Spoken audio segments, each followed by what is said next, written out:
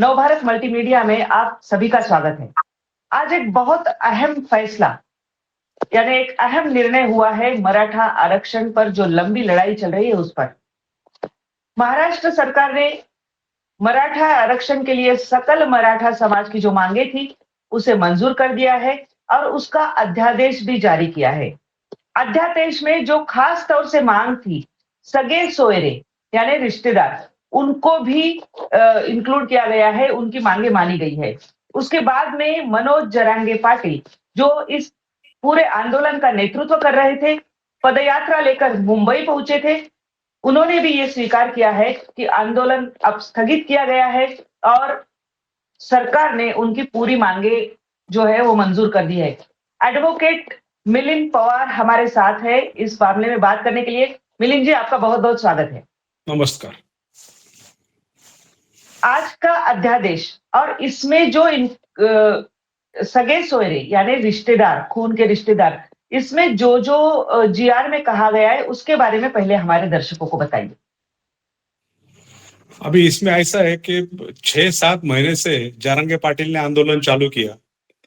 आंदोलन चालू होने के बाद गवर्नमेंट ने, सरकार ने उनको आश्वासन दिया कि जो भी मराठा समाज है, अभी महाराष्ट्र का विचार किया तो महाराष्ट्र में जो विदर्भ है, तो विदर्भ के जो मराठा लोग हैं उनके सामने कुणबी नाम का कुणबी उनको ट्रीट किया जाता है।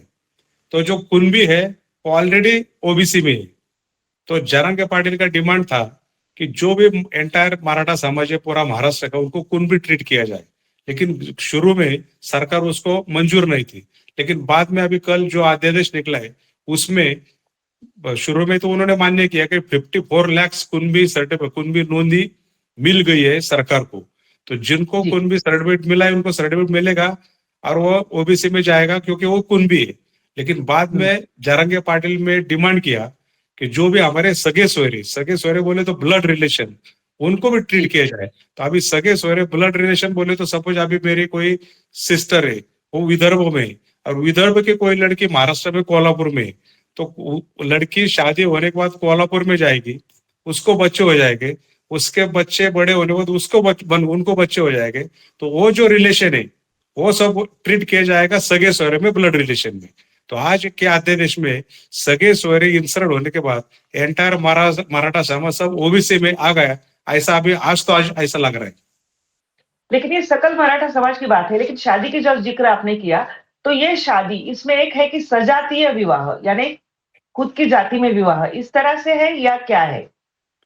अभी सपोज अभी कोई मराठा समाज का लड़का है और कोई दूसरी उसने लड़की की दूसरी कास्ट की, अभी मराठा समाज के लड़की के साथ दूसरे लड़की ने शादी की, तो उनसे जो भी बच्चे पैदा हो जाएंगे वो तो सगे सोयरे में ब्लड रिलेशन में जाएंगे ऑटोमेटिकली, उनको ऐसा ट्रीट किया जाएगा। कानूनी तौर पर अगर देखा जाए तो ये अध्यादेश का भविष्य आप किस तरह से देखते हैं?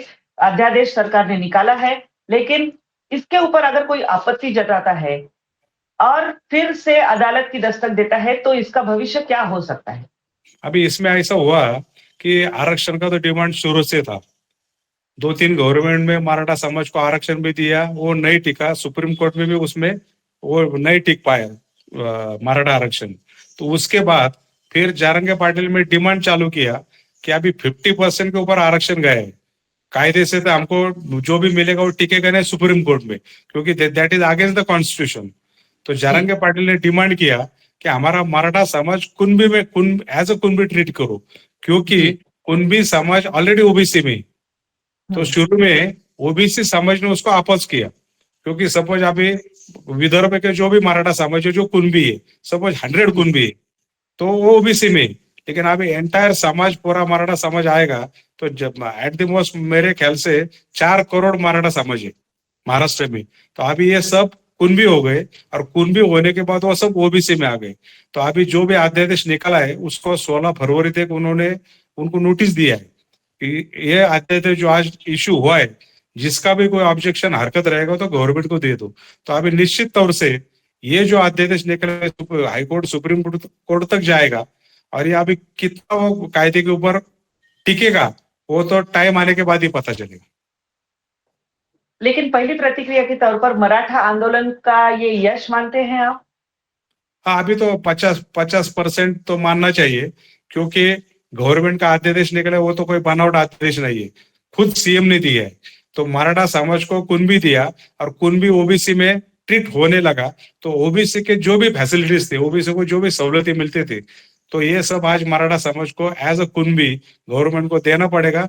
लेकिन जो भी कुणबी समाज में 17-18 जाति है, उसमें उनका समावेश करके ओबीसी समाज को मिलने वाली सब सहूलतें इनको मिलेगी। इसलिए आज अभी जब तक हाईकोर्ट में, सुप्रीम कोर्ट में जाता नहीं, तब तक ये आदेश जारी रहेगा। इसलिए जरंगे पाटिल ने जो भी आंदोलन किया, तो एक 75% वो सक्सेस हो गए, ऐसा मैं एज अ लॉयर मानता हूँ। अभी अगर हम संविधान और कानूनी प्रावधान की बात करें तो आंदोलन ये पूरे कानूनी चौकट में बैठता है, ये आप कहते हैं, राइट? बराबर है। तो दर्शकों को मैं बता दूं अपने कि जो मांगे थी वो पूरी एक तरह से मान ली गई है।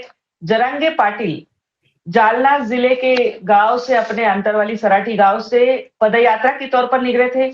उनका लगातार आंदोलन चल रहा था। उनकी पदयात्रा को जिस तरह से उत्साह भरा प्रतिसाद पूरे राज्य में मिला, वो हम सबने देखा है। मुंबई में जब वो आजाद मैदान पर पहुंचने वाले थे, उसके बाद में, उससे पहले ही एक तरह से हम कह सकते हैं कि सरकार ने उनकी पूरी मांगे मान ली है। जरंगे पाटिल ने आज खुद जाहिर किया है, घोषित किया है, मुख्यमंत्री के हाथों उन्होंने वाशी में आज अध्यादेश की प्रत का स्वीकार किया। आंदोलन स्थगित किया गया है, ये भी कहा, और ये भी जाहिर किया कि उन्होंने जो जो मांगे रखी थी वो सरकार ने मान ली है। यानी एक तरह से मराठा आंदोलन का एक बहुत बड़ा यश इसे माना जाएगा। तो मिलिंद जी, आपका बहुत बहुत धन्यवाद कि आपने नवभारत से इस मामले में बात की, और आपको हम इसी तरह के कानूनी कभी भी हमें दर्शकों को कुछ बताना हो तो आपको जरूर निमंत्रित करते रहेंगे हमारे शो पर। धन्यवाद। धन्यवाद। Thank you.